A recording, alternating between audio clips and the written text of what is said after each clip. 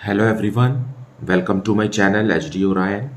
हम पढ़ रहे हैं accountancy for class 12 T S Grewal की टेक्स्ट बुक से 2022 edition, chapter 9 company accounts, accounting for share capital. और इस वीडियो में हम पढ़ेंगे disclosure of share capital in companies balance sheet. So let us see a question from the text book. We will see question number 4. Star Limited is registered with capital of rupees 50 lakh divided into 50,000 equity shares of rupees 100 each. So ये 50 lakh rupees registered capital है। Now आगे लिखा हुआ है the company issued 25,000 equity shares for subscription. Now 50,000 equity shares में से company ने public को ऑफर किया सिर्फ 25,000 equity shares and subscription was received for 23,750 shares. लेकिन इसमें से पब्लिक ने सिर्फ 23,750 शेयर्स को ही सब्सक्राइब किया, मतलब खरीदने के लिए पैसे भेजे या एप्लीकेशन दिया। And all the due amount was duly received accept the first and final call of ₹20 पर share on 600 shares. So company ने पूरा 100 रुपीज़, जो कि पर शेयर 100 रुपीज़ का है, मांगा, लेकिन 600 शेयर्स पर last call, first and final call का 20 रुपीज़ कंपनी को नहीं मिला 600 शेयर्स पर। Show the share capital in the balance sheet of the company. So हमें बैलेंस शीट में सिर्फ शेयर कैपिटल ही शो करना है। Fine, so let us see the solution and detailed explanation of this. So solution 4, पहले हम question को समझेंगे कि क्वेश्चन में कह क्या रहा है। फाइन, सो रजिस्टर्ड कैपिटल मतलब ऑथराइज्ड कैपिटल होता है। So authorised capital is given to us. Authorised capital कितना है? ₹50 लाख का है, ये रुपीज में शो हो रहा है। Fine, divided into 50,000 equity shares now of ₹100 etch. Now इसको हमने 100 रुपीज वाले शेयर्स में कन्वर्ट किया हुआ है। सो अगर हम इसको 100 से डिवाइड करेंगे तो क्या होगा? Divided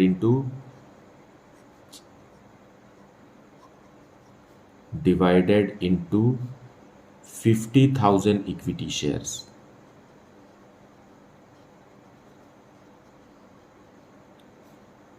of ₹100 each.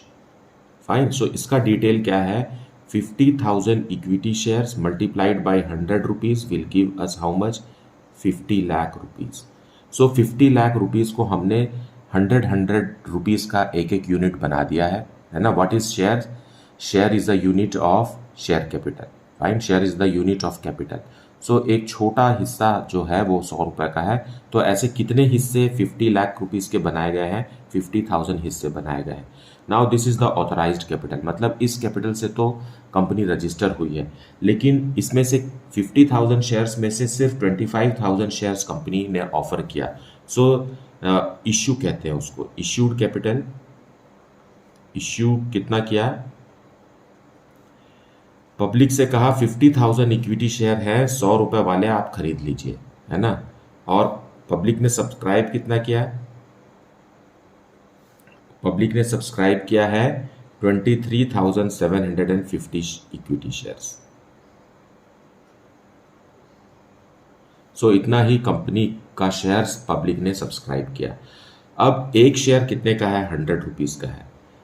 For the convenient of the investor, company इसे इंस्टॉलमेंट्स में भी मांग सकती है, पर शेयर, है ना। पर शेयर 100 रुपीज है, एक एक शेयर का कीमत 100 रुपीज है, और कंपनी ने इसे 2 हिस्से में बांट दिया है। चलिए 2 हिस्सा मान लेते हैं, क्योंकि फाइनल कॉल के बारे में 20 रुपीज दिया हुआ है। तो फाइनल, अगर ये फाइनल कॉल है तो बाकी का जो 80 रुपीज है ये क्या होगा? ये एप्लीकेशन एंड अलॉटमेंट दोनों मिला करके होगा। सो जब कंपनी ने पहले एप्लीकेशन एंड अलॉटमेंट के 80 रुपीज मांगे तो सारे के सारे 23,750 शेयर्स पे मिल गए। लेकिन जब कंपनी ने बाकी का 20 रुपीज मांगा, है ना, क्योंकि 100 रुपीज मांगने का कंपनी को अधिकार है, उसमें से 80 रुपीज तो सारे 23,750 शेयर्स पर रिसीव हुए, लेकिन जब 20 रुपीज़ नेक्स्ट इंस्टॉलमेंट मांगा कंपनी ने तो 600 शेयर्स पर नहीं मिले। फाइन, बाकी के शेयर्स पर मिल गए, मतलब 23,150 शेयर्स पर मिल गए और 600 शेयर्स पर नहीं मिले। सो हमें बताना है कि बैलेंस शीट में शेयर कैपिटल का अमाउंट क्या होगा। That is what the question is all about. Fine, so let us see the remaining part of the solution. So solution 4 we will see. पहले हम नोट्स टू अकाउंट बनाएंगे। Notes to account में हमें share capital दिखाना है। Share capital, अब इसमें हमें डिटेल्स दिखाना है शेयर कैपिटल का, जो हम बैलेंस शीट में नहीं दिखा सकते। फाइन, सो पहला है ऑथराइज्ड कैपिटल। ऑथराइज्ड कैपिटल का डिटेल ये है कि 50,000 इक्विटी शेयर्स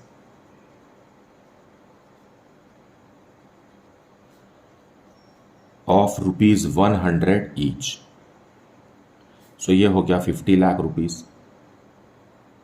सो इसे बस हमें नोट्स टू अकाउंट में शो करना है और इसे हम ब्लॉक कर देंगे।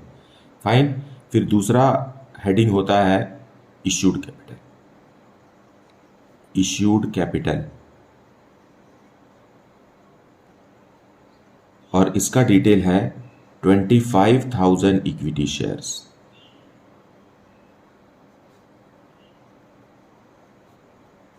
Of ₹100 each. सो कंपनी ने इशू किया 25 लाख रुपीस के शेयर्स, पब्लिक को ऑफर किए। इसे भी हमें ब्लॉक करना है, बिकॉज ऑफर करने का मतलब सब्सक्राइब करना नहीं होता है ना। Now the third point is subscribed capital.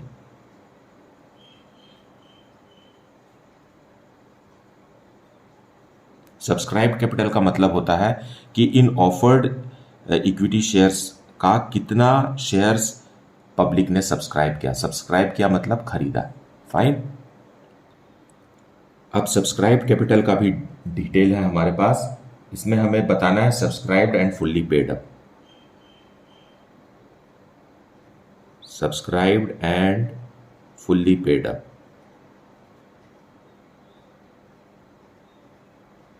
Subscribed and fully paid up कितने हैं हमारे पास? 23,160, 23,150 equity shares. Equity shares of ₹100 each. Public ने ऑफर तो किया था 25,000, लेकिन जरूरी नहीं है कि 25,000 पूरे के पूरे शेयर सब्सक्राइब हो जाएं। कंपनी को 23,750 इक्विटी शेयर्स ही सब्सक्राइब हुए, जिसमें से 23,150 फुल्ली पेड है। मतलब यह है कि 23,000 मीन्स 23,15,000 इतने का अमाउंट का subscribed and fully paid up share capital है। और बाकी जो दूसरा हेडिंग हमें लिखना है सब्सक्राइब्ड कैपिटल में, वो है सब्सक्राइब्ड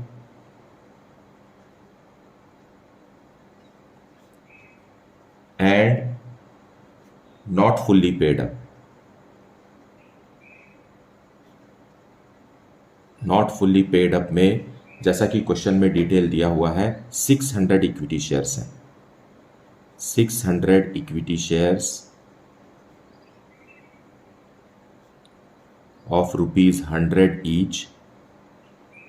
तो ये हो जाएगा 600 इंटू 100 करेंगे तो 60,000।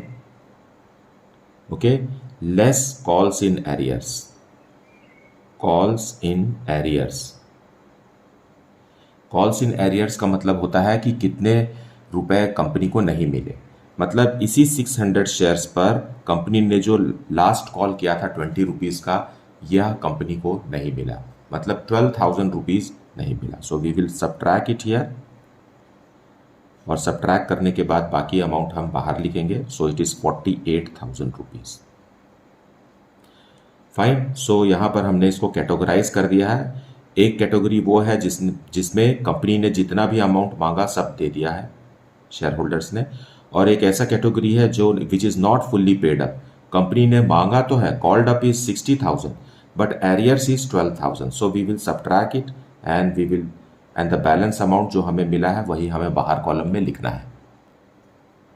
सो it is total is 23,63,000. So this is the amount we have to show in the balance sheet. Amount to be shown on balance sheet.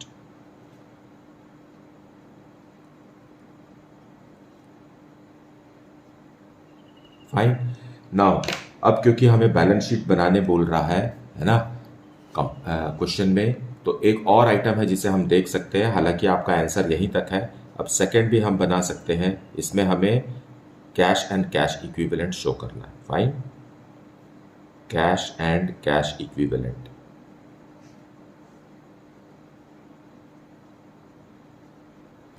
So cash at bank. Cash at bank का क्या detail है, company को कितना amount मिला है, amount तो इतना ही मिला है, तो it's the same amount. Fine. 23,63,000 is the amount which is received in bank. So liabilities में कैपिटल के नाम से 23,63,000 लिखा जाएगा और एसेट्स में कैश एट बैंक में 23,63,000 शो होगा. इस तरीके से डेबिट क्रेडिट दोनों बराबर है और बैलेंस शीट जो है वो बैलेंस्ड नजर आएगी. Fine. So this is how notes to accounts is to be prepared. Fine. अब ये दोनों अमाउंट को ही हमें बैलेंस शीट में शो करना है. So let us see the balance sheet. In the balance sheet सबसे पहला आइटम हमें शो करना है वो है लाइबिलिटीज. So लाइबिलिटीज को इक्विटी एंड लाइबिलिटीज कहते हैं. So equity and liabilities. इसमें हम फर्स्ट शो करेंगे शेयर होल्डर्स फंड.